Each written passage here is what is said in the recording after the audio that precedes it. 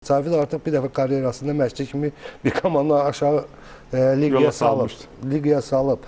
Bəlkə də rəhbərlik səhv qərar verdi. Çünki Şahin Diniyevdən sonra Cavid Hüseynov ya da ola bilsin gəncdir, perspektivi var. Amma Turan Tozda o biraz da bişməli idi Berdiyevin yanında. Sonra gəlməli idi, o məsuliyyəti üzəri götürmək var. Bu günlər bizim gənc məşqçilər çox tələsirlər. Onu demək istəyirəm, çox tələsinir. Yəni, o iddiasını deyim.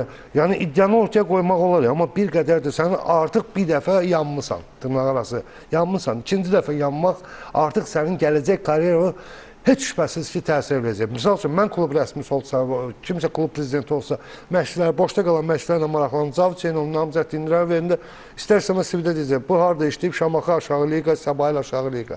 Və buna artıq etibar qalmayacaq, etimad göstərən olmayacaq. Ona görə də Səbail üçün bu günləri kubokdan yapışmağın heç yeri yox idi. Çünki əsas məqsəd nədir? Elitada qalmaq.